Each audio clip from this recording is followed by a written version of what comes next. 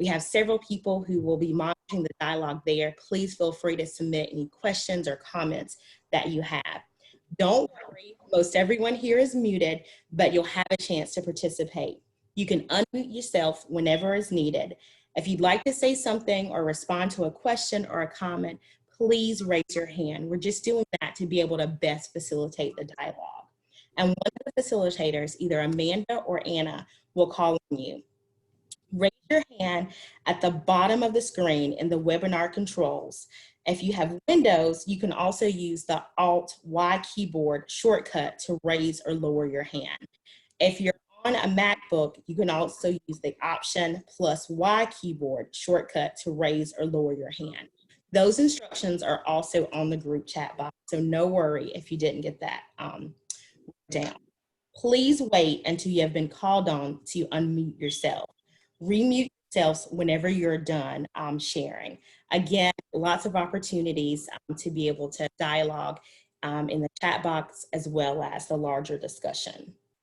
Now, it is my privilege and pleasure to introduce our facilitators for the evening, Dr. Valerie Aquay, the Director of Member Support and Community Justice at South Carolina Coalition Against Domestic Violence and Sexual Assault, and Mr. Kay Harris, Director of Diversity and Inclusion at Milliken Human Resources. Valerie Aquay. Hello, can everybody hear me okay? Yes. Oh, good, good, good. So I'm really excited to be a part of this talkback session. We recognize here in South Carolina that intimate partner violence is a public health problem and affects individuals across all races, ethnicities, socioeconomical statuses, religion, sexual orientation, abilities, and genders.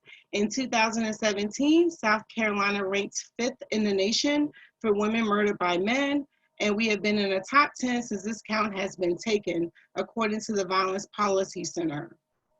African American women are disproportionately impacted by intimate partner violence in comparison to most other races. Most often, Black females were killed by a male in the course of an argument. So in 2017, there were 52 women murdered in South Carolina and 21 were Black. In 2016, 48 women were murdered in South Carolina and 23 were Black. In 2015, 46 women were murdered and 22 were Black. And in 2014, 43 women were murdered and 18 were Black. And I could just keep going down the list, but I'll stop right there. I want you to keep in mind that African Americans only make up 27% of the population here in South Carolina. So when you begin to look at that is where the disparity lies. The high rates of victimization are further compounded by other intersecting factors and identity categories that make Black women even more vulnerable. For example, Black transgender women face extraordinary rates of violence and low life expectancy and are murdered at alarming rates. It is also important to remember that identities are not static, but instead shift during a person's lifetime, changing the landscape of challenges survivors of intimate partner violence face. So Black women also experience more severe forms of intimate partner violence and are less likely to self-report abuse to service providers and other helping agencies.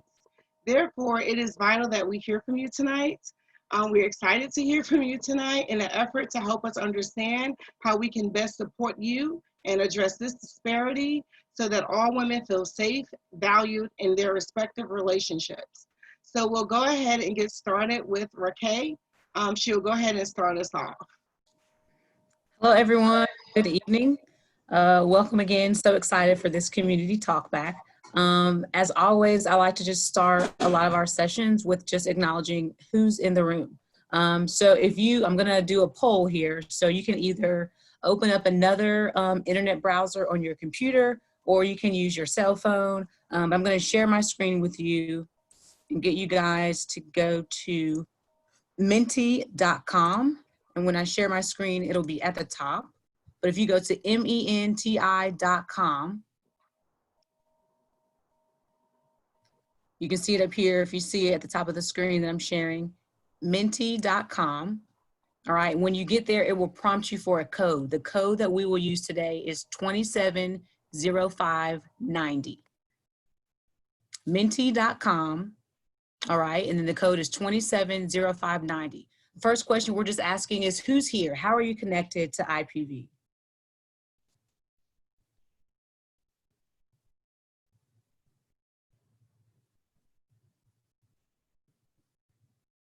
All right.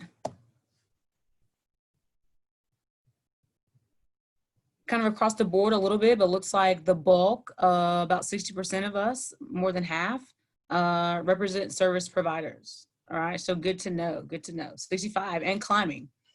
All right.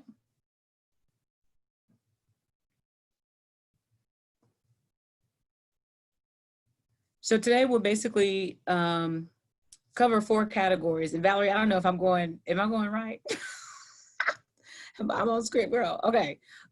So we want to start with, and thank you for all those that are here. So about half of us service providers, 20 educators, a couple of survivors, loved ones of survivors, and then just concerned citizens, right? So certainly looking to educate us all this evening to learn more about DV. And I want to start off by asking another question, and that is, we'll open up about stereotypes. And when you think of, you know, the African-American community, what are some of the one-word stereotypes you've heard about African-American survivors of IPV? So this question is a little bit different in that it has 3 comment fields. So you can either input a word and hit submit, or you can input 3 words and hit submit, but probably a word or phrase, not full sentences or paragraphs. But what are some of those one-word stereotypes that you've heard about African-American survivors of IPV?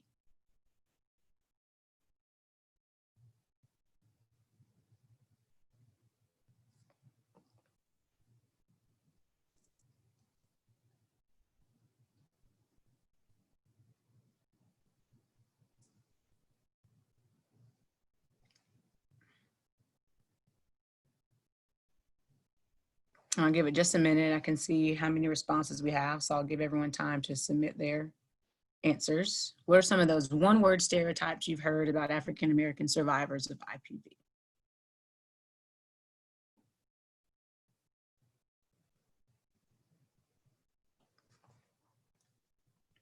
All right, let's see. All right, and if you guys are familiar with the word cloud, obviously bigger, bolder responses in the center mean multiple people have input that as an option. So we're looking at poor, angry, strong, afraid, loud, uneducated, sluts, generational, low self-esteem, had it coming, oppressed, violent, fabricators, liars, disrespectful, ghetto, fierce, welfare queens, barriers. You guys see that there. Wow, wow. Valerie, what do you say to this?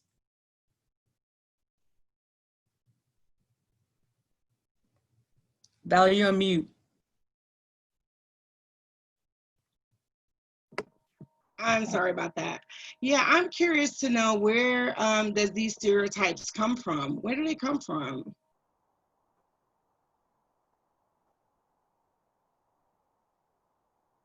Why do you think African American women are called these things?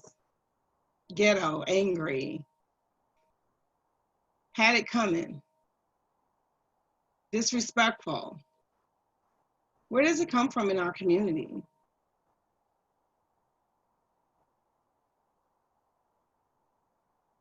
Someone said lack of positive representation in social media and movies. Okay. Where else do you think we get it from?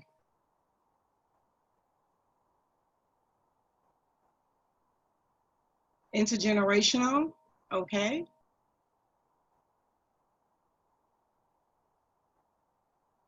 From our own communities. I saw someone say from our own communities. Thank you, Latoya. Abusers, absolutely.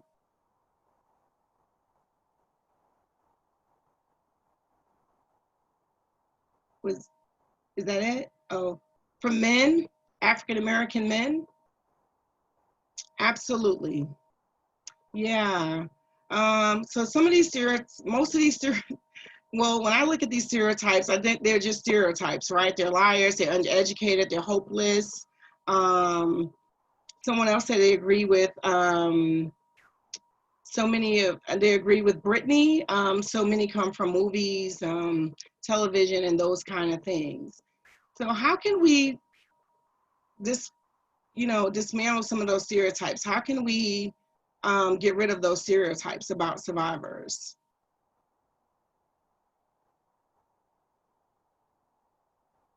Like, what can be done to like reduce those stereotypes, so people know that, I mean, they could be educated women, women with degrees, women that work very hard,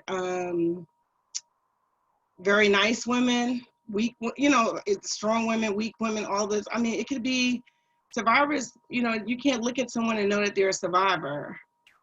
I'm a survivor, and you wouldn't be able to tell, but I am a survivor. So you can't look at someone's educational levels and all those things to determine that. And someone said education and changing the narrative by sharing our truth. Absolutely, absolutely, absolutely. Thank you for sharing that. Thank you so much. Oh, bring men into the conversation. Absolutely, we need to start bringing men. Dismantle toxic masculinity. It was something else. I was gonna finish that one. But anyway, yes. Yeah, those are all ways in which we can reduce these stereotypes and correct them, because they're wrong. They're all wrong, especially when they're talking about, they're difficult, they're stuck. They're stuck, right?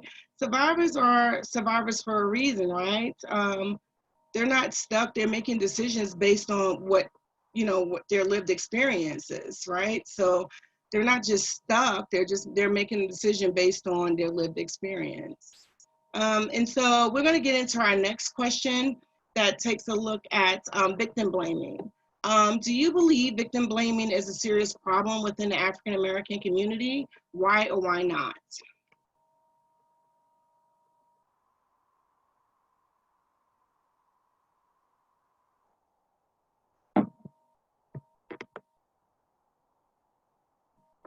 Okay, is there a way for me to just, okay, I could just click on, okay, here we go. I was just going to look at the chat.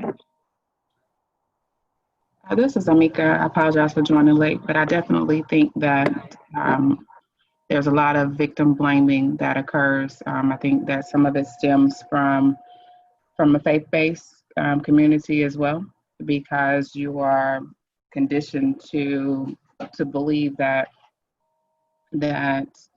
to leave or to divorce is a negative stigma, and that there had to have been something that you could have done differently or that you were not doing that could have led to that. So therefore, that is one of the reasons that positions people to not come out as openly because of that. Yeah, thank you so much for the sharing. church is one of the first places that people will go to within African American community. Thank you for sharing that. Anybody else? I see that in the comments it says lots of victim blaming from sister systems such as law enforcement, courts, DSS, workplaces, and churches. Absolutely. Someone else, and I'm not sure if this was a comment, so let me see. Someone said that we all internalize the unhelpful social narratives that we receive from our community, family, friends, and media. And then someone else said, yes, unhealthy, dysfunctional upbringing, full of low self-esteem and low self-worth as a race. Wow, that's deep. Could you elaborate a little bit on that? That was me, Valerie.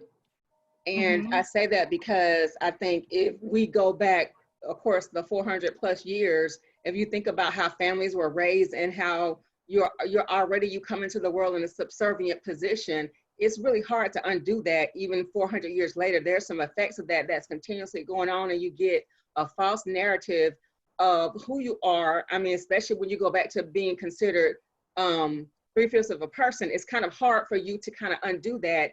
And I know that as we continue generations more and more, what I may know and understand and heal and embrace and absorb better might be a little bit more difficult for my mother and her mother and her mother and her mother. And all they knew was what they knew. And that's all they had to go on is, you know, what they knew. And so a lot of it, I think, was a lot about survival rather than who was there to pour into anyone. You know, so I think it's passed down, and it's hard to undo. It has to be a very intentional, I think, process of undoing that. Thank you so much, Adrienne, for sharing that. Did anyone else want to share? Michelle?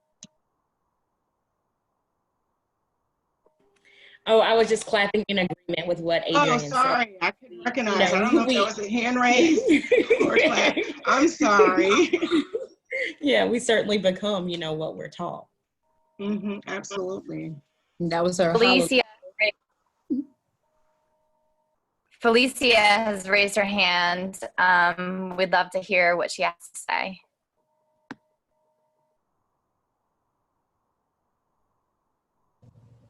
Oh, thank you very much. I had actually lowered my hand, but just in agreement with Adrienne, when we think about what's been passed down from generation to generation from slavery. And so when we think about post-traumatic slave syndrome, that those experiences that have been passed down from one generation to the next generation, epigenetics that plays a role in you know, in victim blaming, it plays a role. Even go back to slavery, where women were beaten and raped, and it was always our fault, never the perpetrator, but it was always our fault. And so you pass that along from generation to generation. It's hard to get past that. Yes, thank you so much for sharing that. Someone in our chat said intergenerational trauma, but there has to be a way in which, you know, we begin to, you know, I'm going to break this victim blaming idea, you know, because by engaging in victim blaming attitudes, communities fail to hold perpetrators accountable for intimate partner violence and for their choices and actions. And then we ascribe to such attitudes also reinforces the biases, right? And the stereotypes we talked about earlier, which further puts survivors at risk of repeat victimization. So it is, you know, we have to like figure out how can we stop this? How do we start to have this open dialogue and center survivors' stories and also hold perpetrators accountable in our community? Perpetrators can be, you know, that a basketball player, or it could be that law enforcement officer or that judge or that pastor, you know, it could be somebody that's, you know, influenced the community. And so we have to start, you know, holding perpetrators accountable. And someone said, I don't think we can talk about victim blaming without talking about slut shaming and fashion and so on. Absolutely. And did you want to elaborate a little bit more on that?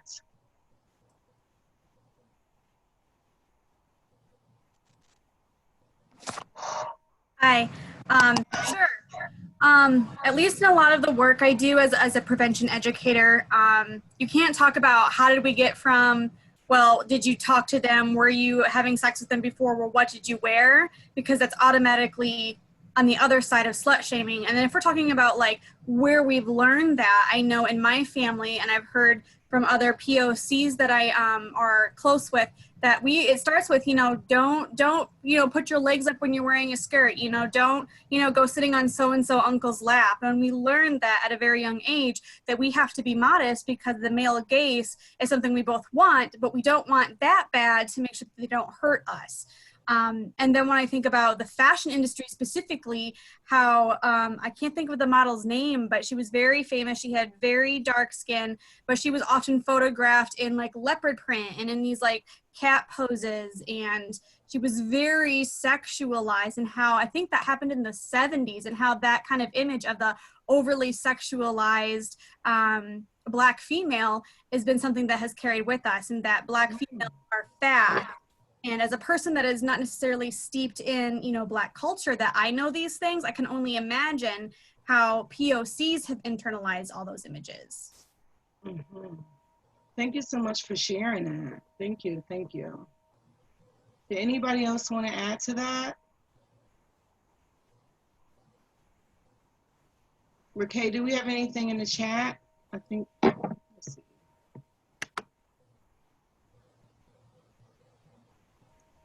No, Brittany's comment was basically the last.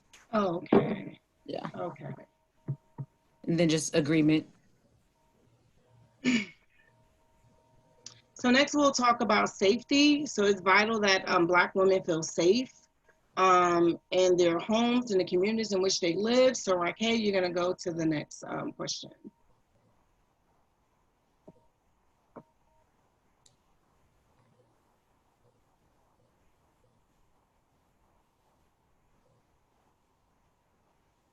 All right, so we are back to mental. I'm gonna switch it to the next slide.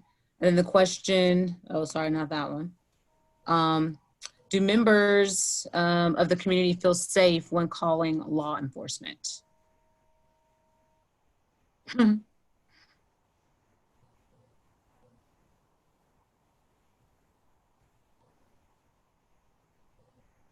Wow. Okay, kind of, we're not gonna get it. It's all bam, okay, I was so much trying to be funny. I see you, Amanda, that was probably you. I see you over there.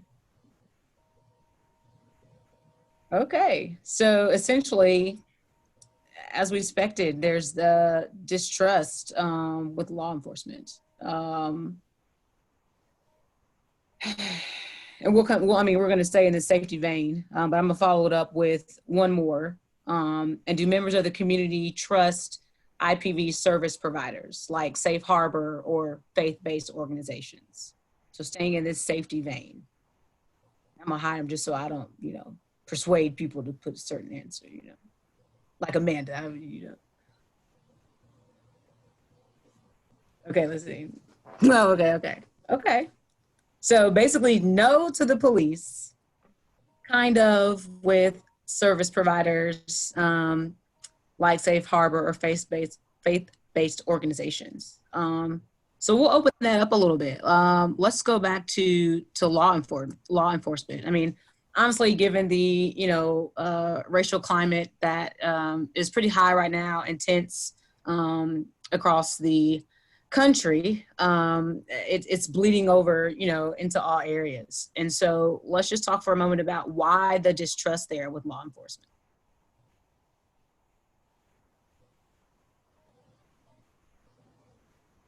I think for me, outside of the current climate of what's going on, in addition to that, from my personal experience, law enforcement, they don't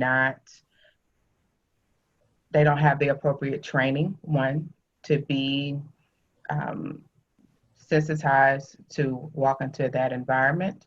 And as a female, if you're calling law enforcement and you have two males that show up, then therefore there's already a communication barrier that exists that makes it even more difficult.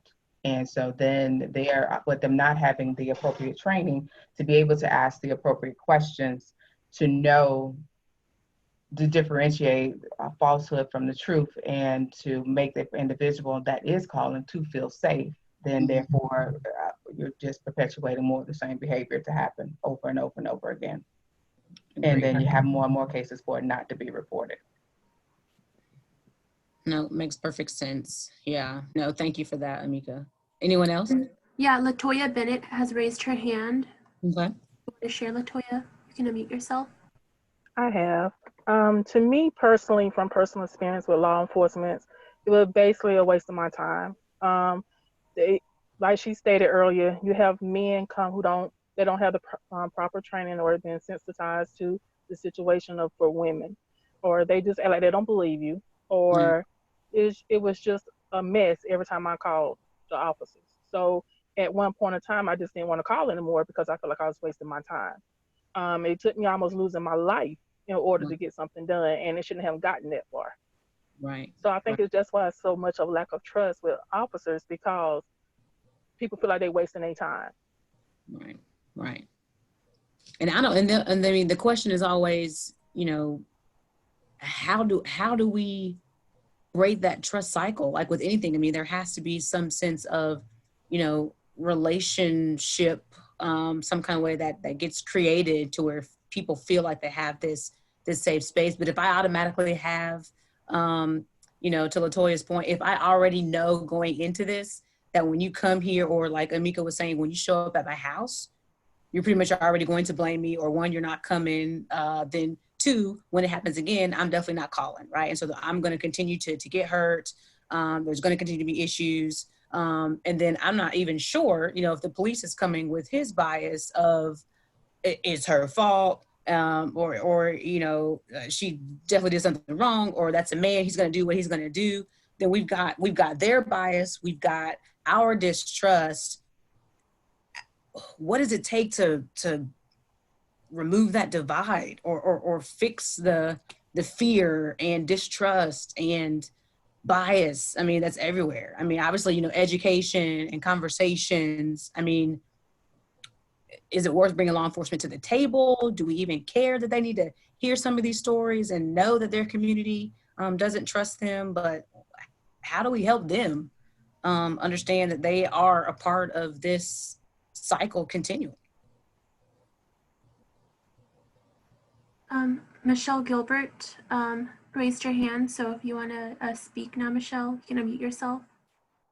Thank you, Anna.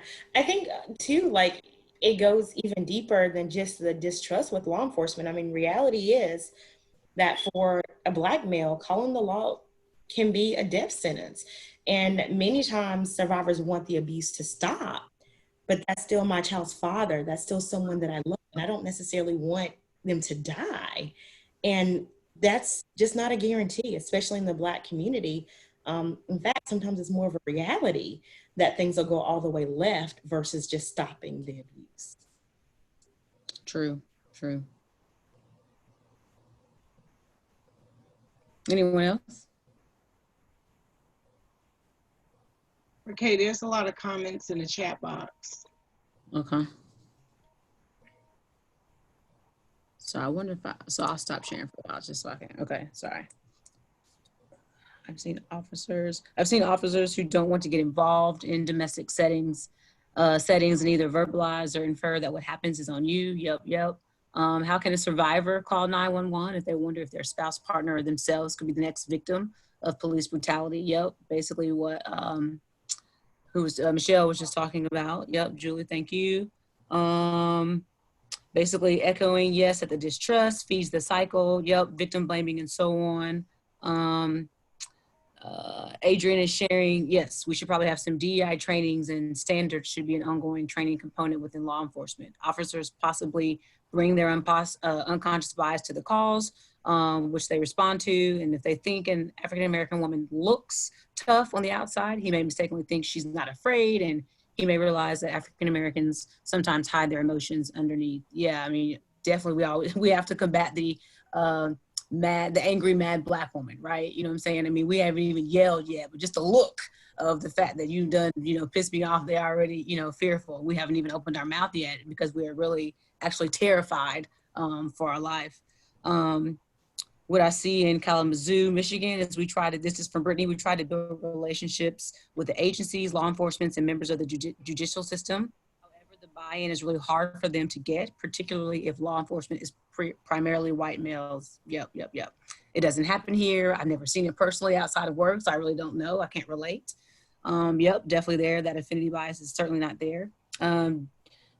Jade, basically at Brittany, yes, conversely, if they see it too much, they begin to generalize it equally unhelpful.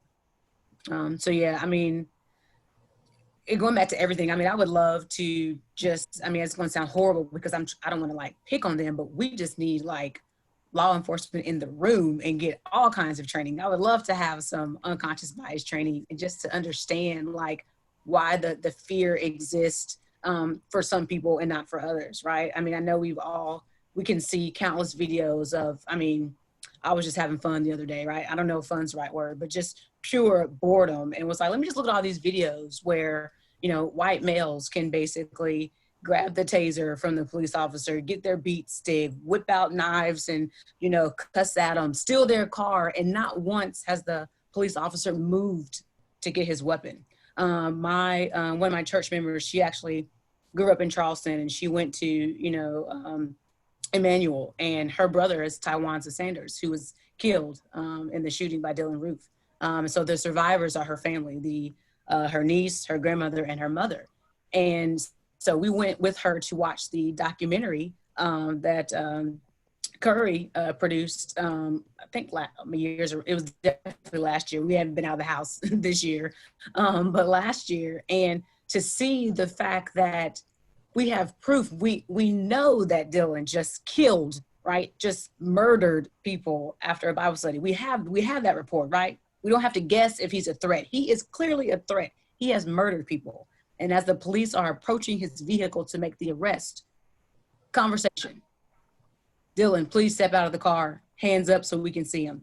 No one's moved to their weapon. The fear isn't there. And I'm trying to figure out, I know that it's deeply ingrained. Again, it goes back to just the history of the country and then down through generations. So I'm trying to figure out, how can I, one, tell them that you guys are afraid for whatever reason? Let's just call it what it is. You have a fear that is deeply rooted within you of people of color, right? And Black people. And how can I help you remove that? And I think that there's this, there's a disbelief that the fear exists in some instances, right? Because for them to acknowledge and own it in their minds would mean that they're less of a police officer, right? They're not afraid of anything. But no, the world recognizes that there's a fear there. So let's have a conversation about it so that we can help you. Like, are you allowing yourself to get, familiar with your community and build some of those relationships to help remove the fear, to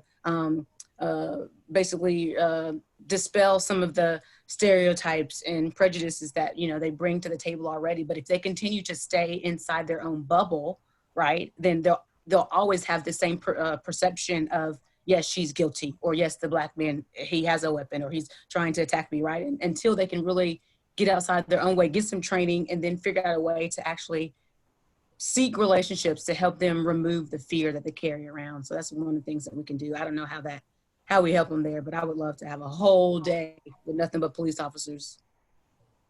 Yes. There's some more comments. Accountability. In our chat box too. Yes, Sarah. You want to go ahead and read them, Raquel? Well, I'm gonna throw it back to you, but I want to hit Sarah's comment about it goes beyond training and implementation and accountability. Mm-hmm. I mean, I'm definitely like, if we can get some consequences across the board, I mean, I would like to think it would work. When I grew up and we believed in whoopings. So I got a couple, I got beat a little bit, a couple of times out. Can I say that on this call? Okay, I'm lying. I did not, my mom did not. Okay, but I did get a belt every once in a while, right? And usually, depending on what happened, I would try not to do it again, right? So consequences should work. But if right now, if you know that 9 times out of 10, people are going to agree with you and be with you, and there's no consequences for your actions, then it's going to continue to happen. If we start hitting them pockets, we find a way to get some real terminations, take that pension, whatever we need to do. But I think if there are real consequences, people will start to pause before they accidentally put their knee on someone's neck for 8 minutes and 46 seconds. My bad. That was too much. No, that was really good. That was really good. I think that so the whipping part, no, I agree. We need to. There needs to be there needs to be some accountability, some penalties. They need to. Someone said, I think in the chat, I think she said it good too. Oh, put them in jail. Put them in jail. We know that racism is fear-based, right? It's all fear-based, and it's systemic and pervasive in our country. And we'll get down to those questions in a few minutes. But something has to be done, because when someone calls law enforcement to their home, they need to feel like the law enforcement is going to come and help them and not murder the person that they are, they just want the perpetration to end, not their loved one to be murdered, or harmed. There are also cases where even when you call law enforcement, a survivor has to start thinking, like, if I call law enforcement, if he gets arrested, he may lose his job. So there's so many things that they have to think and grapple with, even to call law enforcement to the home. So we have to figure out ways in which, we could make survivors feel safe. Like what are some community organizations where survivors feel safe? Who do you feel safe reporting to? Who do you feel safe, self-reporting to? Because if you're not safe, if you don't feel safe calling law enforcement, well, where do you feel safe?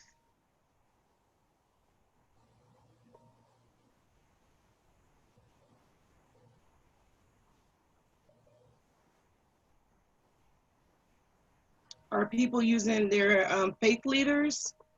Are you going to your family members? Who are you self-reporting or, trying to talk to about what's going on, the violence that's going on in your home? And it doesn't have to always be physical violence. It could be financial abuse, psychological abuse, spiritual abuse, emotional abuse.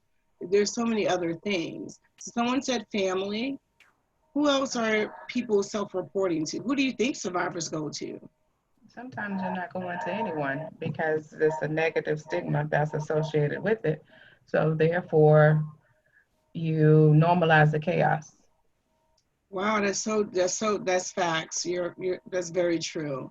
You normalize the chaos. Wow. Yes, and it's because of those victim blaming statements that are made and the stereotypes, and that's why survivors don't self-report.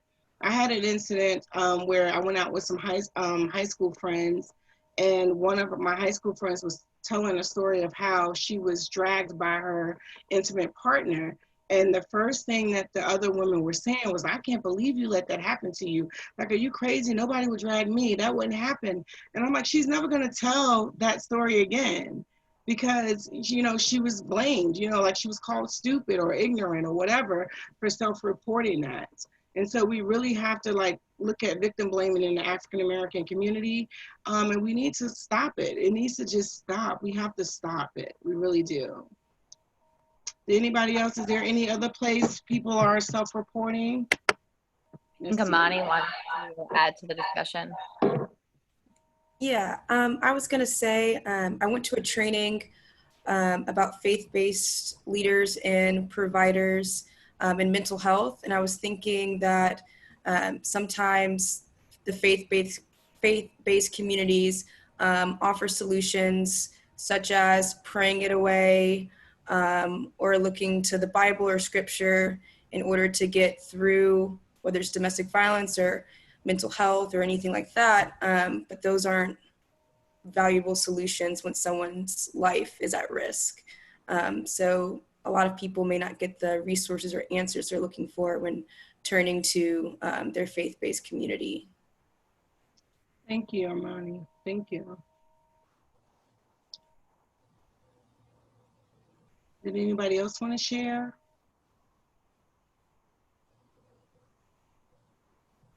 Okay, so we'll move along. Is there any other, let me make sure there's nothing in the chat before we go.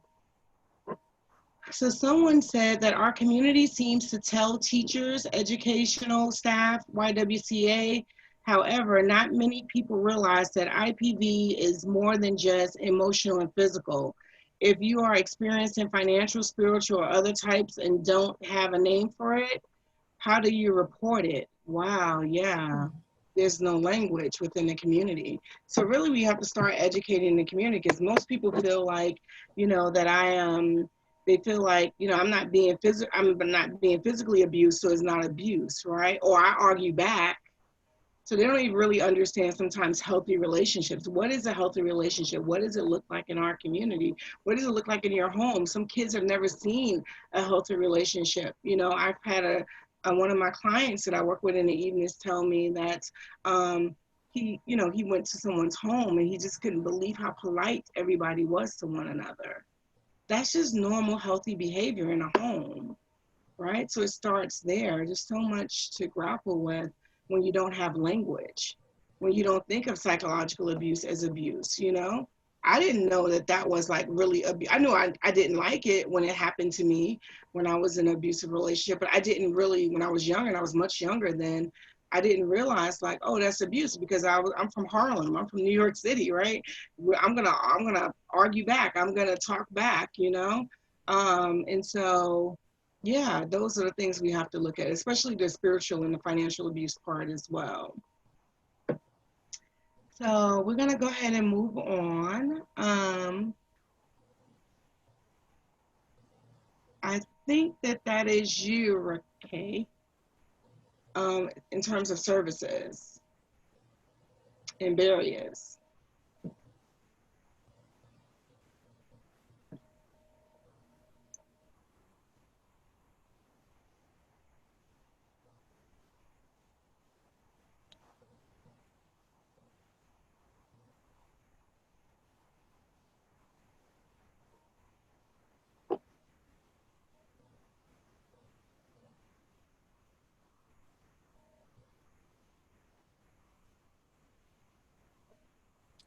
I've been on mute for like 2 minutes. My fault, y'all. My fault. I figured I was about to say something. I was like, Valerie, are you talking about the barriers to self-reporting? Yeah, I think that's where we are. Let me see. Okay. I mean, we could probably just talk through this one as, we kind of, obviously the distrust, the stigma, the, fear, like you just told, the scenario you just shared with someone, telling them, and then the judgment that comes with it, et cetera. But yeah, nobody will believe, family considerations, shame, distrust, fear of judgment, fear of not being believed, lack of representation, fear, etc. So kind of echoing some of those same sentiments that we addressed earlier. Afraid to get arrested. Wow. Yeah. Money. Or that they can make the situation worse. Raquel, if you check the group chat, Sade just made a really great comment that wasn't captured in the word cloud. She said it might be hurting a powerful man. Oh, that's right.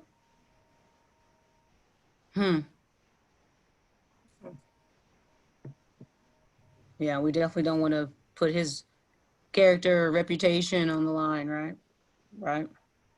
Angry Black woman. Yep. Shame. Career.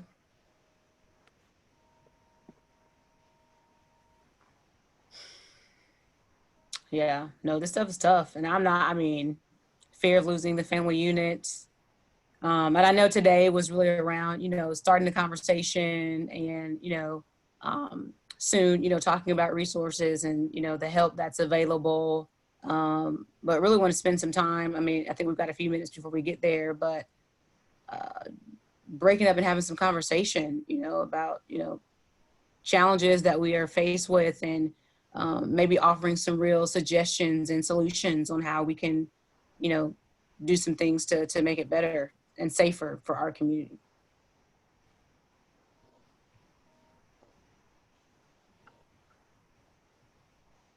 So is it time for breakout? So Amanda's giving me the, okay. And Julie, are you doing that? Yes, yeah. Sweet. Oh, did you have other things to share before, Raquel? Oh, no, I'm good. Sorry, one more just came in. Repercussions for the victims, survivors, personal and professional life. Absolutely, for sure. Thank you, Imani. Over to you, Julie. Oh, okay. So, everyone, we have everyone broken out into some breakout rooms. Now you'll have a chance to go into some small groups and discuss a little bit further. We're going to be discussing some quotes and questions that come from a document that actually Dr. Valerie Ekwe created just last year, right, Valerie? With Black Women in Mind, centering the voices of Black women's experiences with interpersonal violence and sexual assault. And so I'm going to look at that a little bit deeper, as well as where do we go from here. So when I click this, all of you should go into a small group breakout room, and then in about 25 minutes, we'll be back together. So see you all in just a few.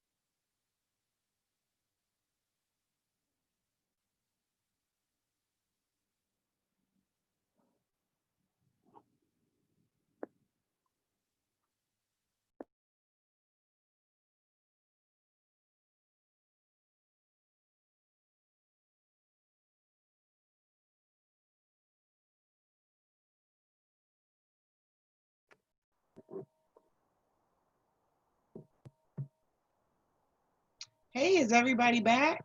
Are we all back? How was that?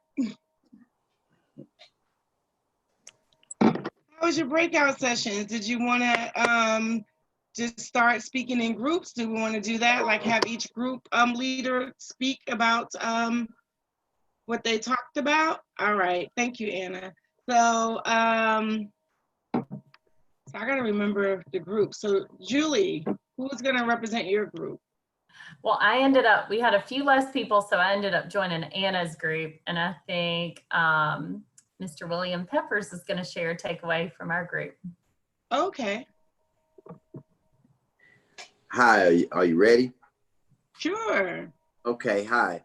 One of the things that we talked about was kind of like safe harbor advertising more. Like maybe, you see a lot of the commercials on TV about the cruelty to animals. It would be good to have the word out more about what Safe Harbor does as far as being on commercials, as far as going into churches and talking to the churches to let them know, what Safe Harbor does. Anywhere where people are receptive to that message, because I think that in the African-American community, there's this stigma about seeking help anyway, in basically any issue, especially mental health and that thing. And I think a part of breaking the barriers down is the secrecy needs to go away as far as Safe Harbor, that it needs to be just more out there in the open, that we help women, no matter who you are, what color you are, where you are, what your financial background is and all that. And I think putting the word out there more for people to see will ease the tensions, I think, of the African Americans wanting to step out to get help. Because, I'm just going to keep it real. A lot of us in the African American community were raised that you don't seek help. You handle your own household, you handle your own business. Mm-hmm. Don't go get mental help, and you don't go tell people your business. And if you see, because TV means so much now in commercials, people pay attention to that. And so, if they see more commercials about Safe Harbor, because it really amazes me, I'll say this real quickly, it really amazes me the amount of animal cruelty commercials you see versus with South Carolina being like #1 for a while and 5, not seeing a whole lot of commercials about places like Safe Harbor where people can get help. Yes, thank you so much for sharing that. Someone mentioned, they said, what happens in this house stays in this house. I always use that on trainings, right? That's a big one. What goes on in here stays in here. And someone's, I think that was another one. So that was a really good one. So thank you for sharing that. Did we want to have another representative go from another group? Michelle, was Michelle a leader? I believe so.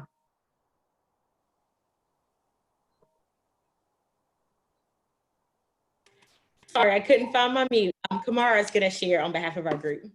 Okay. Hello, everyone. One of our questions was centered around service providers and their belief that they are culturally competent. And even though they may have that belief, are they really sensitive to the needs of African-American victims or African-American community? And some of the things that we discussed was, while they may have a clinical understanding or certain clinical training, they also bring in their own personal perceptions or personal beliefs about the African-American experience. But truly there's no appreciation for the true, the true cultural experience of the true lives of African Americans and and their experiences. So we said that quite often there is a lack of communication, lack of understanding because of the inability for them to appreciate the cultural experience of African Americans. Even though you may have the book knowledge, it doesn't always allow you to provide the level of service and understanding to African Americans. We also discussed the LGBTQ and trans community and whether or not they experience increased prejudice or judgment or increased barriers to service based on their being a part of the African American community? And our answer to that was like yes and yes. And we discussed that because largely, even in our current society, there really has not been a consensus as to how we, would treat or view transgendered persons, and also just, what their laws and rights are in the broader political environment, because African Americans traditionally are far more socially conservative than, unfortunately, those persons experiencing a greater amount of abuse, of judgment, and just poor treatment within our communities.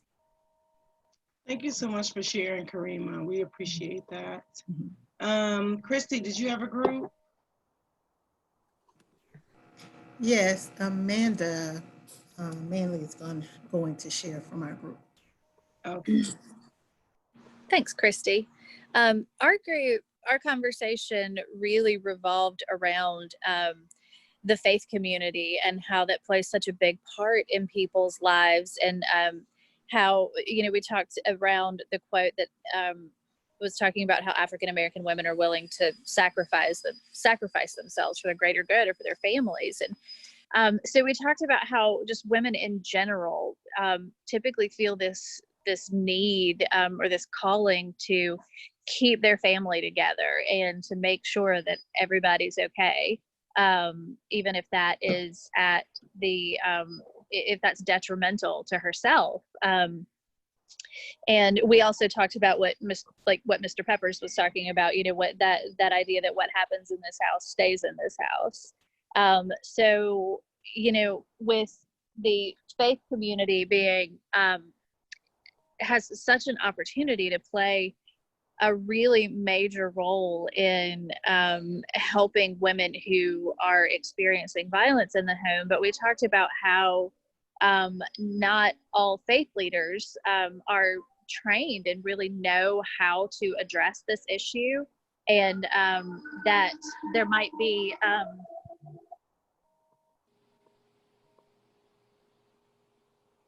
You're muted. Sorry about that. So they may not be trained necessarily to handle the intricacies of this issue. And so we talked about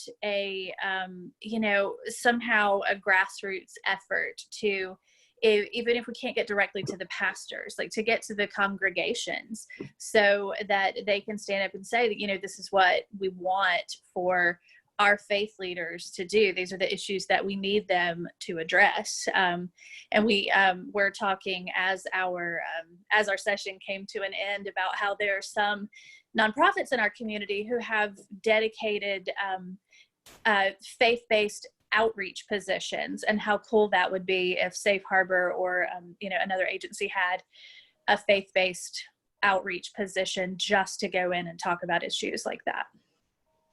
Thank you. Thank you so much for sharing that, Amanda. Anna, did you have a group? No? Okay, what about Raquel? You had one, Raquel?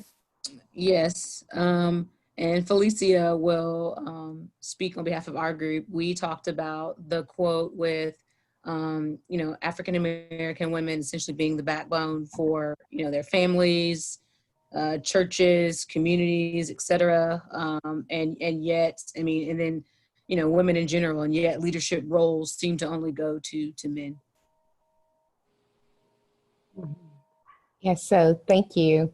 Yeah, so we talked about how Black women navigate race and gender in the workplace, and we were asked to share our experiences, and we talked about code switching basically, and how we always, as Black women, we have to wear multiple hats, and we seem to carry the weight of not just women, Black women, but the entire African American community. And so when you do that, it just makes it difficult for you to be your authentic self, because you have to become very adept at code switching. I shared my story, my experience of working for a predominantly white institution, teaching for a university here in Greenville, and passed over for promotion several times, even though there were others that I knew I was more than qualified for, had a higher terminal degree as well as more experience. But I wasn't only being judged by my work, but being judged by other intangible things that the things that they may not put out there for you. And one other thing that I shared was throughout my career, I've learned that as women, particularly Black women, just advice that I want to share that I learned along the way from working with different people. Earlier in my career, I would say, if I couldn't make a meeting, I would say, oh, my daughter has soccer practice, or I have to take my daughter to the doctor. But as time went on, I noticed that when men could not make a meeting, they would simply say, hey, that doesn't work for me. Can we schedule it for next Thursday or Friday? They didn't provide an excuse. But women, we tend to always provide an excuse, thinking that we're doing ourselves a favor by saying, no, I can't make it to the meeting because I have to take my daughter has a soccer game, or I have to take my granddaughter to the doctor. We're thinking that's making us look good. It's actually a check mark against us. So we have to learn to just only provide just basic information. If you can't make the meeting, I can't make it, but I am available on Thursday at 2 p.m. So that's kind of what we talked about. Awesome. Thank you so much. Thank you so much for sharing that, Felicia. Do we have any other groups that did not get a chance to speak? I had a group, Valerie. Okay, Drew. Awesome group. And on behalf of the only lone male in our group, Matt is going to give us a synopsis of what we talked about. Yeah, I'd be honored to. We talked mostly about the judicial system and a lot of the brokenness in that area. And I was enlightened to hear just about the struggles of working in those systems, particularly working as an attorney, and hearing that like it's really difficult to gather information in an empowering way, or evidence in an empowering way, because for one, like evidence is wanted, because we talked about how that oftentimes crimes that are unjust, or people that are arrested unjustly don't have much evidence pointed against them. And so there's a desire to make sure you have evidence and make sure you're making the right decision in these decisions in court, but how difficult it is, especially with abusive relationships, to have that evidence. Just like a really hard line to walk, and that's a challenge.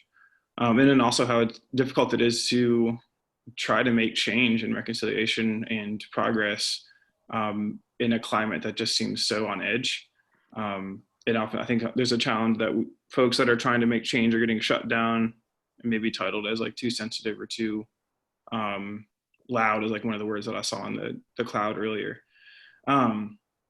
But the positives that we talked about was this potential idea of getting more representation in the police force of Black men, and letting them kind of be that leadership role, and putting them in that police force. Because I think for me, one thing I realize now is we talked kind of about like how someone not being racist isn't enough, right? You got to be anti-racist. And part of that is giving space for others to come in that are more representative of the population that you're serving. Does that sum up what we talked about, y'all? Did I do that all right? Okay. Thank you so much for sharing, Matt. Do we have any other groups that didn't go yet? Amani, did you have a group? Yes. And we had 2 quotes about the sexualization of young Black girls at an early age, and then African American women in the communities, but not having those leadership roles.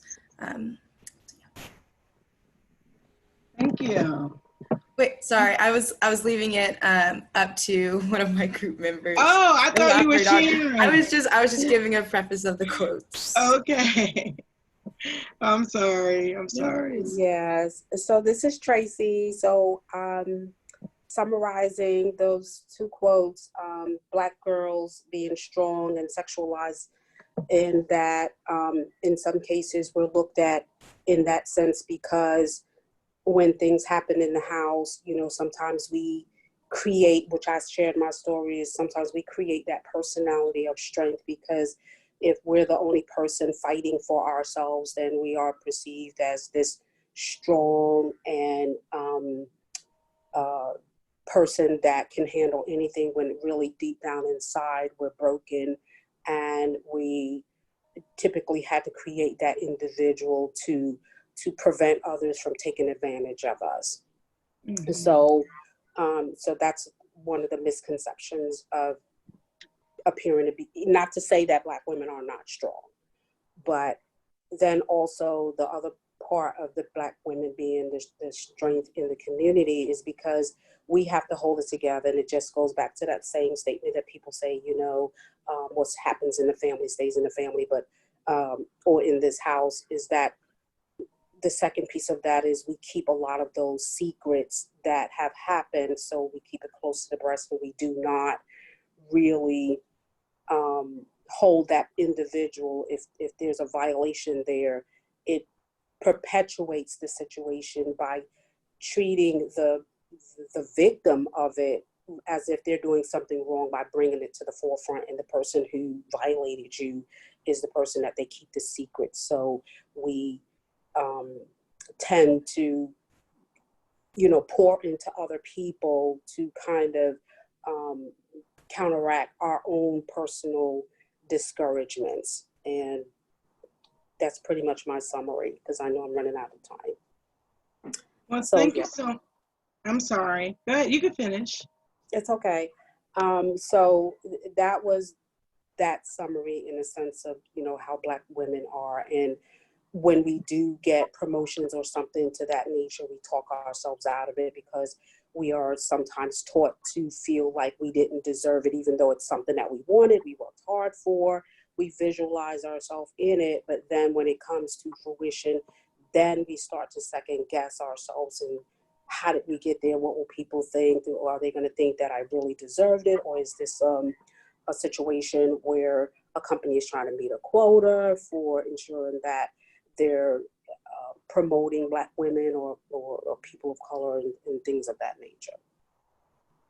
Well, thank you so much. I do appreciate you sharing. There's a lot of chatter in the chat box. I know that our time is kind of winding down some. Julie, do we have enough time to continue? Well, yeah, of course, if anybody needs to hop off, you can, but I think we've got at least one or two more groups. I know Shakari had a group. Yeah, we actually had the same quotes as Amani's group, and I think Brittany was going to lead the way. Okay. Yes, we did have the same quotes that we were discussing. That first bit of Black girls knowing more or being more advanced and breaking down what that meant. Some things that were discussed was that young Black females may physically develop sooner into their, you know, secondary private parts, you know, and what that means, what conversations need to be had, and how having those conversations of how other people are going to interact with you, even if you're 10, 11, 12. We also talked about how our culture, particularly, you know, for males, they are told that they are supposed to be sexual beings, and that a lot of young females who do develop earlier, the men in their age group or peer group might sexualize them, and so therefore those females then learn that I want these people to like me, so I'm going to act in the way that I think they want to act. We also talked about that whole of what does advancement mean, and sometimes it's just about what you're exposed to. Are you exposed to different family members' views and values, education, group, extracurricular activities, and how that helps? And then that second part of that that dialogue was that Black women are seen as less nurturing, and what does that mean, and what lens are we seeing that through? that sometimes Black females are not seen as less nurturing because they are told and exemplify what a female is to be strong. I gave the example of how sometimes, you know, as a white person, he's saying things like, you need to get in the house, or, you know, when I shut your mouth when I'm talking to you, isn't about necessarily discipline, but it's that if you don't listen to me right now, you might get killed, you might get shot, a cop might say something bad about you. But as a white person, I don't get that socialized message in my family, where of color does. So what we see as not nurturing is actually really protective and nurturing for their members. And then that whole of the backbone of the community and needing to be strong, having that weight thrusted on because of generations, because of family expectations, and what does that look like? And also that, like, you can't afford to look weak, and you can't afford to make someone else look weak, because either way that could have negative consequences. And then how does colorism play into that? That if you have darker skin, what other prejudices and, you know, stereotypes go on top of that, even within a POC community. So those are some of the things that we talked about in our group. Wow, that was good. Thank you so much for sharing that. We have another group.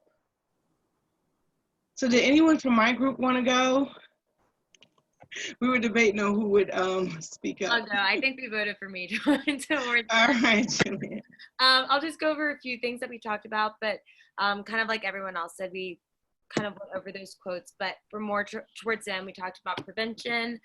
So first we talked about safe spaces and kind of creating physical safe spaces that a lot of people could have these open discussions with. Might be a little easier than to kind of express those emotions of what you've been through if there's actually a place that you can go and you feel safe and can kind of express all of those feelings afterwards. We also talked about, and I think someone mentioned this in the chat earlier, so we talked about it a little more, but kind of bringing men into the conversation. I think it's really important, and whoever mentioned that earlier, kudos to you, to educate everyone on this situation, not just people that have been abused or might have more of a chance of being abused, but definitely people that one day, if we have sons and everything kind of related to that, I think it's really important that they know all of these different things that we've been talking about today as well. We also talked about Black affinity groups, so just bringing people together with common identities and backgrounds, really just building kind of upon those communities and bringing equity and offering that support to people that really can understand each other, I think is really important, and have maybe gone through some of the same things in terms of when we talked about the different resources in police and everything from earlier.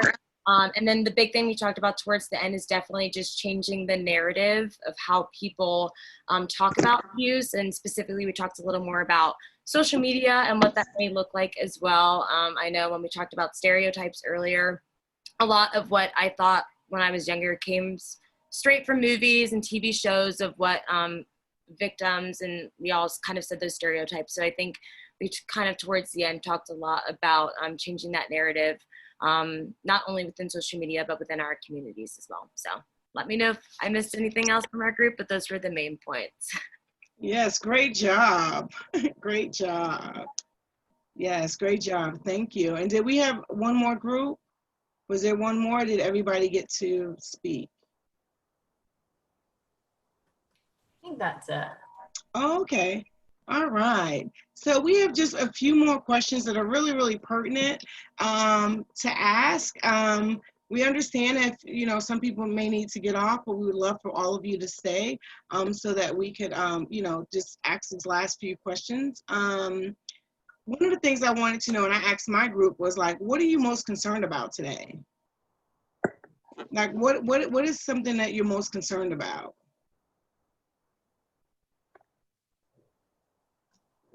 I can share, Dr. Valley, if that's okay. Sure.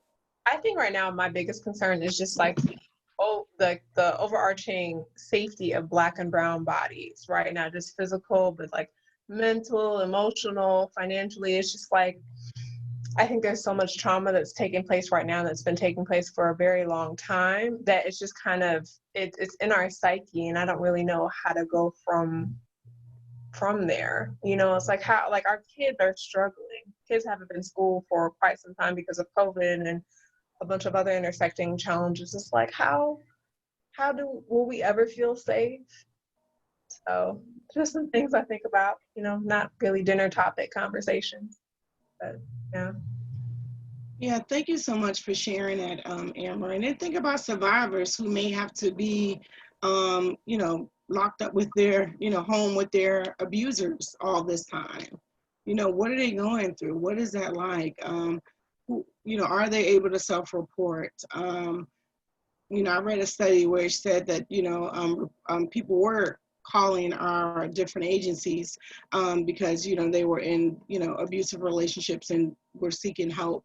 And they needed help all across the United States, not just here in South Carolina, but everywhere, And so I just can't even imagine what that must be like to have to, quarantine with your abuser. And Felicia Smith has raised her hand. So Felicia, if you want to unmute yourself, go ahead. Yes, thank you so much. I really just wanted to go back to Amira. Is that your name? I'm sorry, I can't see it that good. Okay.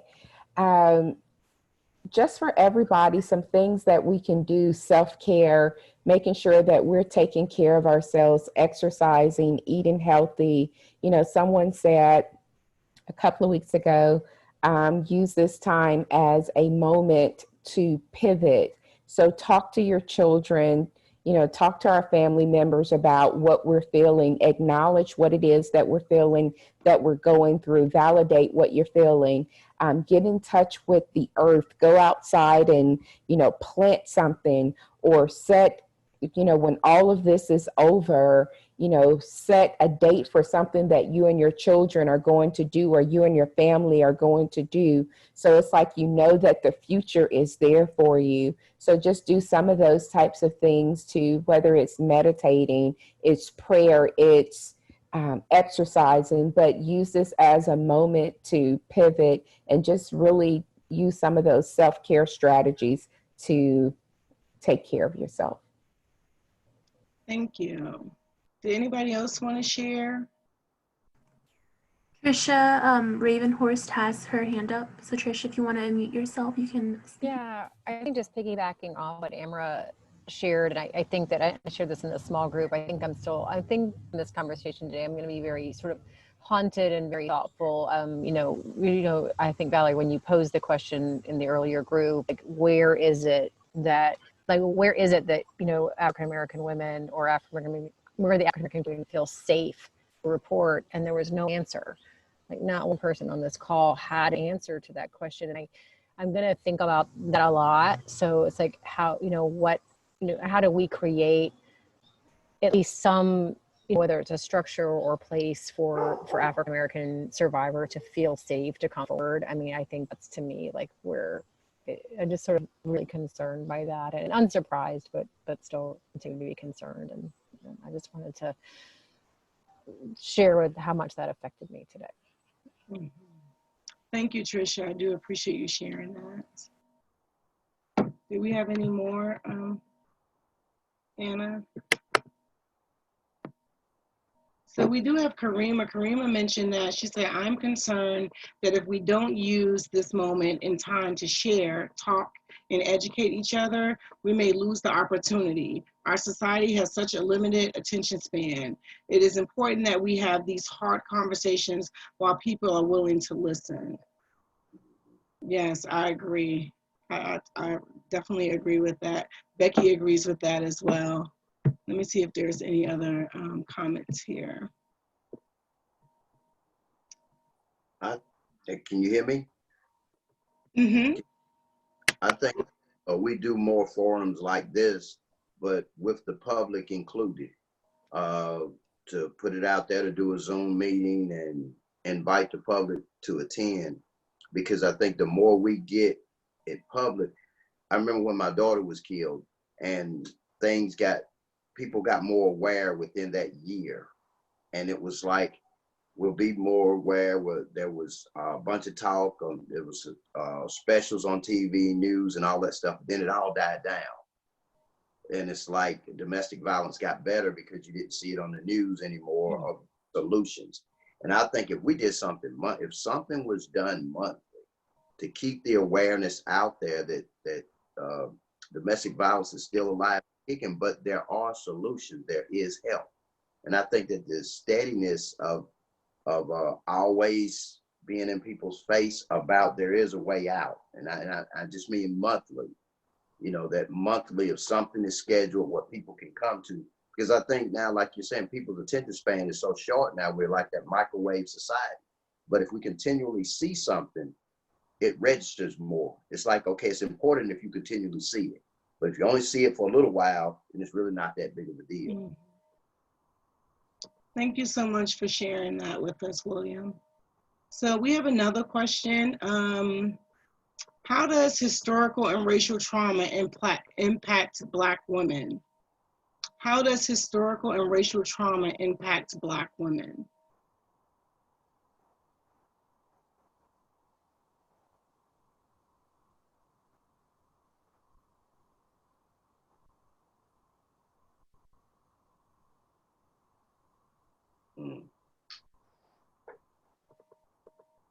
That's a open-ended question. There's so many different ways you could attack that question.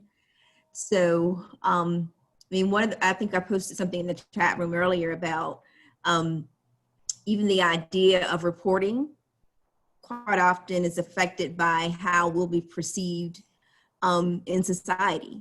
You don't want to attribute, because of the historical aspect of how African Americans are perceived, as a victim, you don't want to call and report and kind of self-report this behavior because you're adding to a negative narrative. And if we talk about other historical aspects of violence in our history, and in our small group, we discussed how quite often African-American women are, bear the brunt or bear the weight of either her husband or her intimate partner's relationship with the outer society.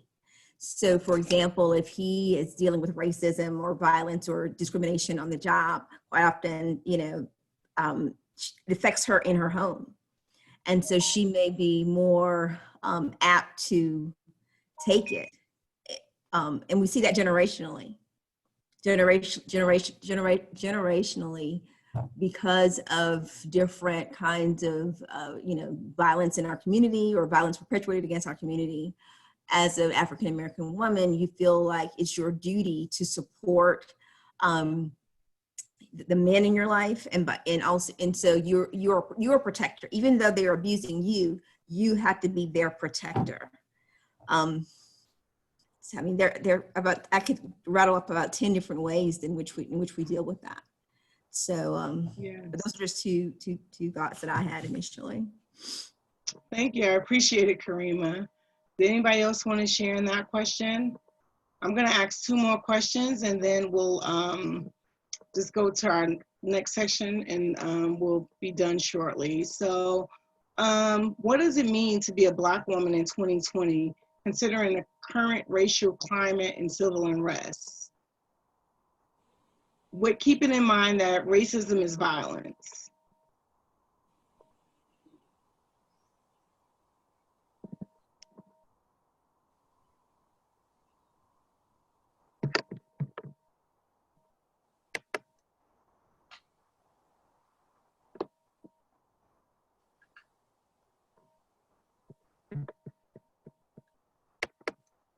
What does it feel like to be a Black woman in 2020? Awesome. Just.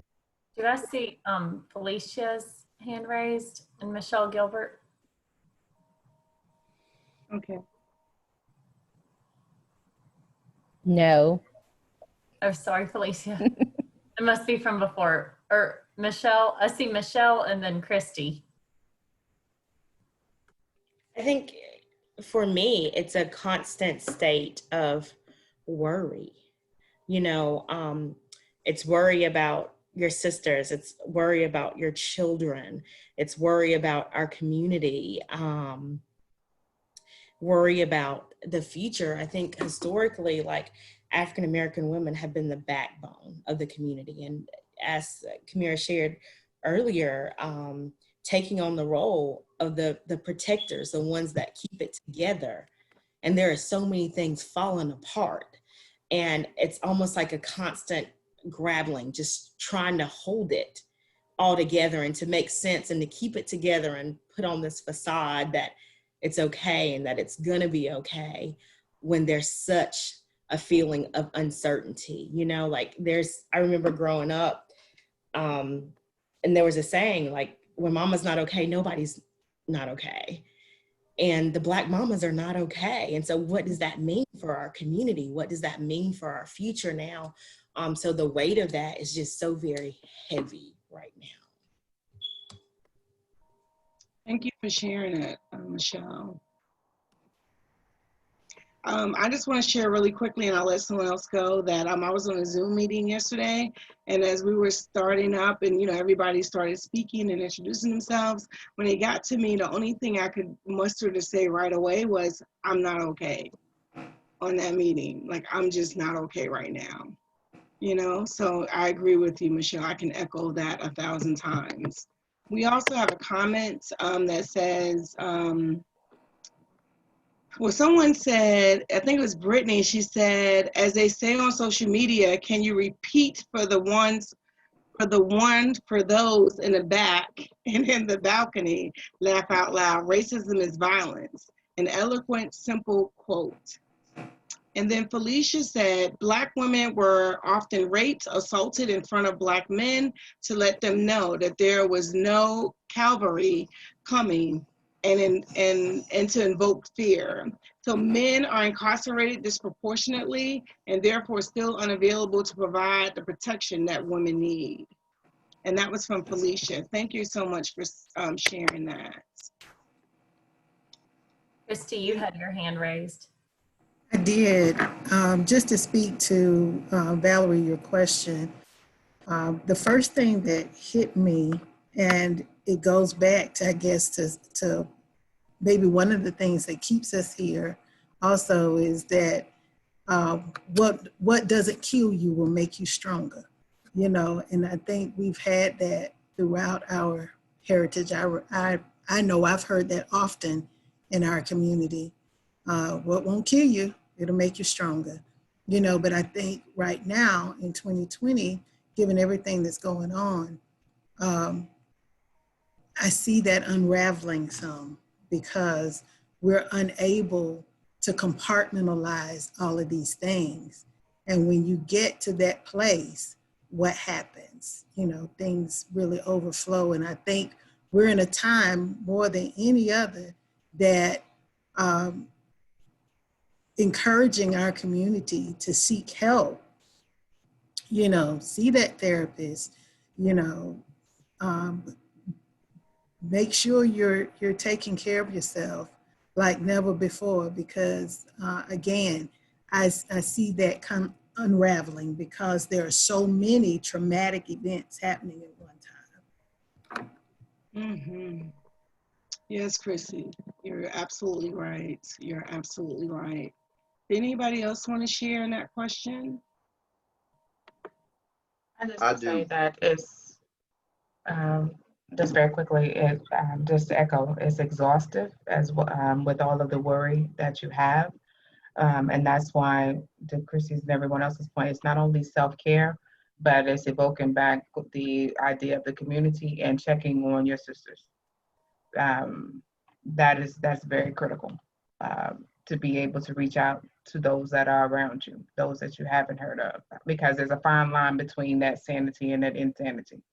And all it takes is that split second to have a not productive thought, to feel as though that you don't have an outlet, and you make a decision that you can't come back from. Absolutely. Thank you so much, Amika. William, did you want to speak? Yeah, the Black woman has been, to me, the matriarch of this whole nation, because back in slavery times, sometimes she didn't get to raise her own kids, but she had the slave owner's kid take her children away. And she also had to keep the once we were freed from slavery. And I want to just go back real quickly to now, because to me, it makes big reference to what the Black women deal with now. And that is that when things changed, she had to keep the household together. The Black woman has always had to keep the household together. And the reason I brought this up was because that's what made Angie go back. And that was, she didn't want to be a single parent with 3 kids. You know, it's hard enough being in a domestic violence relationship, but when everything you feel like falls on your shoulders. And she also didn't tell the courts the truth about when he had a gun pulled on her before, because she didn't want him to lose his job. So it's like the African-American woman, or the woman has to, especially now with all this racism stuff, she's worried about the man in her life, even if he is mistreating her. She's worried about her sons. She's worried about her daughters. And a lot of times she doesn't look out for herself. And I think that's where in the African-American community, you Black women are used to putting yourself on the back burner. Everybody else comes before you. And I've seen this with women, but I saw it with my daughters. And I never wanted them to be a single parent like I ended up being a single parent, because I know how hard it was for me. But I had help because women would offer to keep my children while I work. Well, the Black women don't have that. And so a lot of stuff falls on your shoulders. And one of the ladies said earlier, the worrying, your worry goes to another level when your children go out the door, especially the Black males when they go out the door. But then when your boyfriend or your husband goes out the door, your worry is even more. So I don't know. I think that you know, the Black women are the backbone to me of but y'all have a lot on your shoulders, a lot on your shoulders. Janita, did you raise your hand? Yes.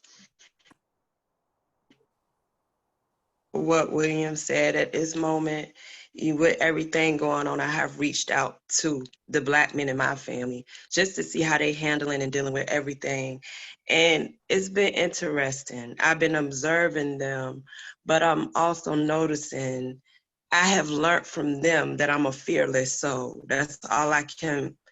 They're saying, and it's just all my uncles, you know, my bishop at my church, my husband, my sons, they're all like, well, we know this. You know, we know that this is something. They're talking more because they cry differently and they speak differently. So I'm learning in this moment, for me as a Black woman, to remain a fearless soul, that I have that moment of, what can men do to me? You know, you still be fearless. They can kill you, but they're not killing your soul. So I think that's, and like I believe Felicia said, self-care.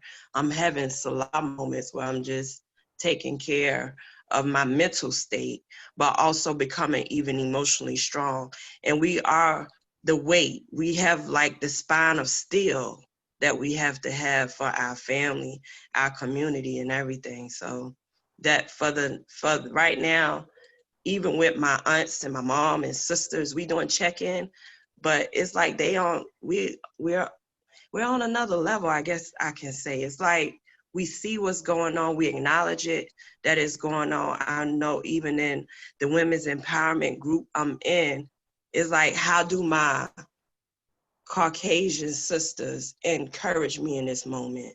How do my European sisters encourage me in this moment? And that's something that I even share in the women's empowerment group. How do y'all encourage the African American woman in this moment? So I just wanted to share that. Thank you so much. Thank you so much for sharing that.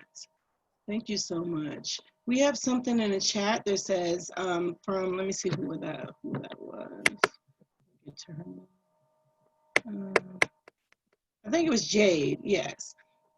Jade said, caretaking is so real, especially in predominantly white spaces where we may be talking about racism and inviting people of color into the conversation.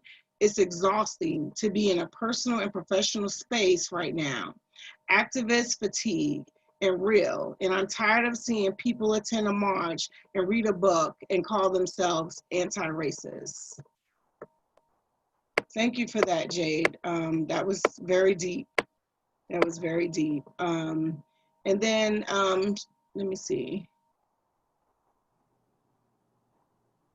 I think she was just responding to someone, or someone else was thanking her, saying, I hear you, I see you. Thank you for pushing against our white people's, my internalized white supremacy, is what the person said. And I think that was Brittany. So thank you for your comments in the comment section. And we have one more question, and then we're going to turn it over to Adrienne. So Safe Harbor is committed to prevention efforts. How can we help your community with prevention and early intervention efforts, especially in the Black community? Because we realize that prevention is going to be the key here, right? And I know that these things are already going on within households, because it's that old narrative again, what goes in this house stays in this house is already happening. But then how can we, make sure that we do the early intervention as early as school age? And how do we prevent this from happening from the start? Christy, I see your hand is up. Is it from last time, or are you wanting to share now?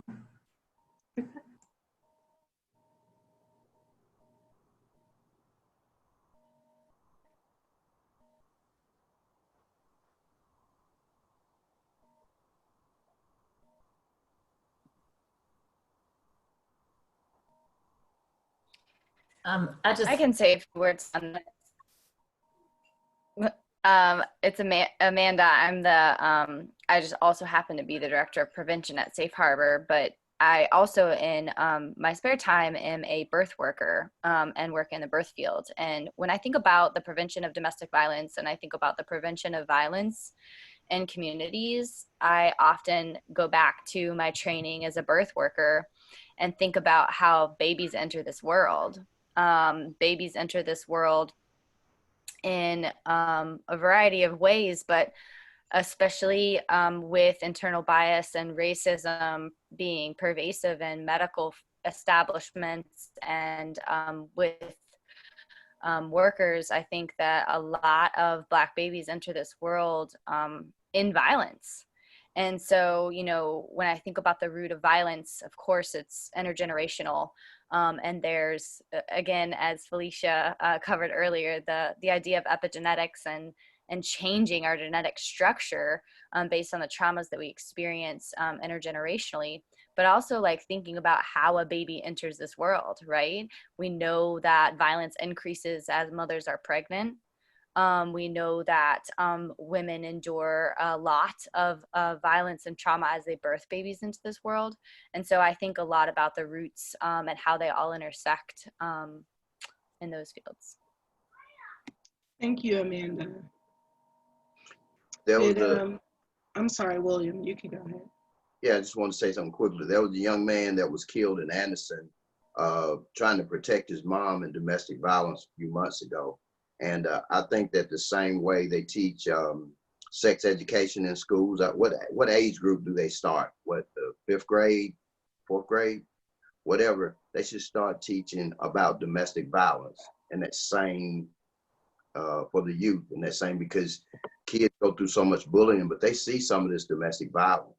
And for them to know that there is a way out, for them to know that there is help, because some of that is learned behavior. And it starts with the kids. And it's bad that we want to teach them about sex education, but not teaching them about domestic violence from a young age too, because that's going to help with their self-esteem. That's going to help with the anti-bullying also. So what you're talking about, William, is really healthy relationships. Yes. Teaching them about healthy relationship, healthy and unhealthy, so they can recognize it as well, so it doesn't become a cultural norm within their home or their community, right? Yes, that's it. That's it. So they don't look at it as the normal. That's how it's supposed to be. My grandkids enlightened me a whole lot on some things. I mean, a whole lot. Thank you for sharing. That is one of the programs that is offered by Safe Harbor. That's the REP program where they partner with the various schools to be able to talk to them about healthy relationships. I just recently had Amanda to come in and talk to the middle school and high school girls in my Girl Scout troop because of that. Trying to take advantage of this at home quarantine time to be able to instill in them some of those healthy behaviors because of that, because they are seeing it and influenced by it at a very early age. Okay. Thank you. Did anybody else want to share? We just want to know, how can Safe Harbor help with prevention efforts within your community?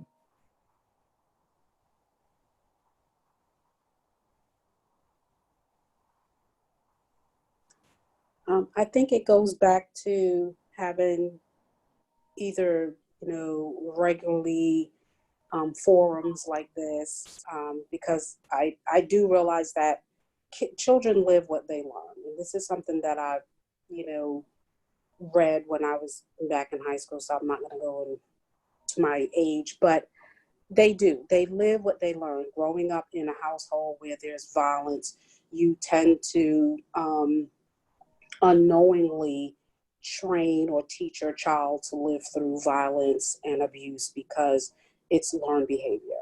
So they're watching it and no one is saying that this is unhealthy, don't ever, allow a person to abuse you mentally, physically, emotionally, etc. No one tells us that. So when, abuse follows abuse. So you may escape child abuse and you may escape sexual abuse, but then you engage in an unhealthy, intimate partner abuse where they're verbally abusing you. And because no one told you what abuse looks like, they limit it to physical. They don't, share that what constitutes abuse, how someone is treating you and how they're making you feel. So it just goes back to childhood learned behavior. And because no one ever stopped it at childhood, I think that, yes, in all those, what do they call those home economic classes where they're teaching you about cooking and all these other things, they need to be teaching also what constitutes a healthy relationship. And if, opening the child's mind and eyes to if they're experiencing things like this at home, these are the things that you don't want to engage in. That's just my take on it. Thank you. You're absolutely right. Thank you so much for sharing that.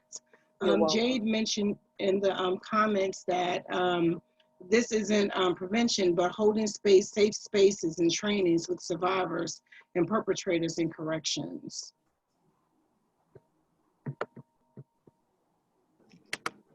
Thank you for that comment, Jade. So I'm going to thank you all for your participation. I'm going to go ahead and turn this over to Adrienne, and Adrienne would take us away. Okay, thank you, Valerie. Thank you all, every single person here who participated in making this such an amazing event and opportunity for us to share and continue educating and getting all the feedback that we possibly can from the community and everyone involved as we continue to figure out what it is that we can do to continue serving victims of domestic violence, intimate partner violence, however which way we can. We know that we can operate outside of just within ourselves. We have to be able to engage the community. So we're just so grateful that everyone who's here chose to spend this time giving us an opportunity to learn from you so that we can continue incorporating your feedback into what we're doing at Safe Harbor and continue to do in every program that we have within our organization. So we're just definitely grateful and thank you all for that.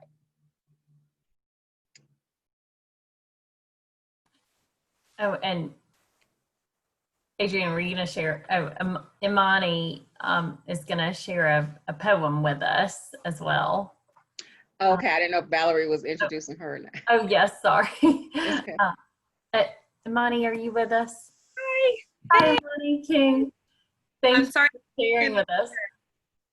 Sorry I came in later. I was in another conference meeting, but thank you for inviting me and hearing everyone's insights and their experiences. It's been wonderful, and wonderful is a weird word for it because what we're talking about is really heavy, but it's so unitive, to just know that people are feeling the same way, and you know, people aren't alone in their feelings. Can everyone hear me? I don't know if my internet breaks up. It's sometimes so bad. Okay, good. Yay. Okay, so there are two poems, and then I'm done. The first is by Connie L. Johnson, which I was asked to read, and then the second one will be an original poem I wrote in light of 2020. So this first one is Connie L. Johnson. A woman with an issue. She never imagined she'd get me here, but she did.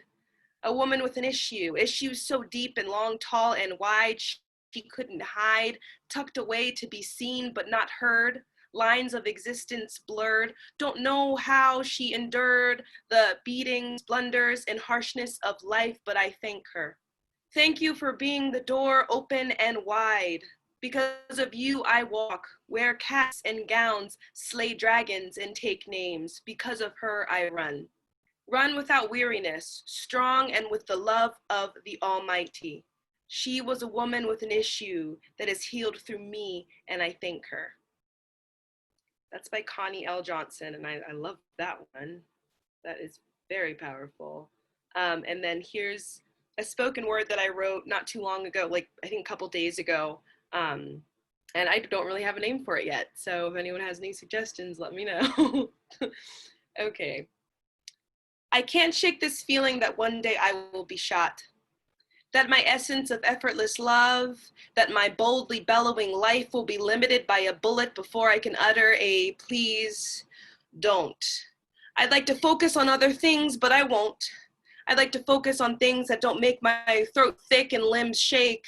I must gasp to ensure that I'm still here, that my brother is still here, that my daddy is still here. I'd like to focus on jovial tales of young life, on how to make the perfect pesto pasta, on what exactly that boy meant in his comment about my laughter, but I won't. My brain is branded with short hashtags of colossal atrocities. I push and pull and straddle the pendulum of pacifism and positivity only to succumb to the sobering question of, did I tell my brother I loved him before he left the house this morning? I'd like to focus on whether I removed the recycling bin, on manifesting a magnificent future poised with promise and unyielding love. I'd like to focus on how to make this most sublime charcuterie board, but I won't. I will stir awake, measuring and weighing the grievances of my blackness against my brother's blackness, against my daddy's blackness. I lay in bed contemplating the blood of beautiful black bodies, blood that runs deep like Langston Hughes rivers, blood that is thick and strong and filled with stories of triumph and unimaginable trauma. I lay awake with emptying empathy and exhaustion. I lay awake as my mom, wailing on her knees for her kin. I close my wet eyes and I am my mother ironing her black dress when days before she was folding her child's college sweatshirt. The laundry basket is now a stricken casket. My mother is planning a funeral instead of a birthday. She struggles to write a eulogy and list all the things that she will miss of her child that was deflowered by a bullet. I'd like to focus on being on movie screens and writing with mine abandoned. I'd like to focus on my dreams. But how dare I focus on my dreams when beautiful black bodies and broken screams of trampled souls are beaten and choked? I cannot shake this feeling that one day I will be shot. I cannot focus because I cannot breathe. Thank you. Thank you for letting me share that. Yeah, thanks. Oh God. Probably I wanted to be a little more empowering to end it, but thank you for letting me share that.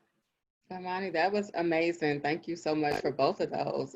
Thank you for your original piece as well. It's jarring and it's real and it's too real. It's amazing. Thank you so much. We just want to thank everyone again for taking this time to share with us all your perspectives, all your thoughts, or your ideas about how we can continue in this fight with domestic violence. I also want to remind everyone that we do have a survey that's going to be in our e-blast and in the chat room. So if you would, please go take that survey. That survey helps us to continue making sure that we can do whatever is necessary, however we can tweak it, add on to it, omit something, to make sure that we're continuing to put ourselves out there to say, what else is it that we can do more of, that we need to do less of? But your feedback is very vital, very important to us. So we really appreciate all of you who will go in and take that survey for us. Once again, thank you for taking this time to share with us. We appreciate each and every one of you, and we look forward to the next time that we're all getting together in this fight that we're in. Have a good evening, everyone. Thank you. Thank you. That was powerful. That was powerful. Thank you for inviting me. Thank you, William. Thank you. I'm glad you got on. Yeah. We'll send you the we'll send you the recording. Okay. All right. Y'all be blessed. Thank you. Good night. Good night. Good night, guys.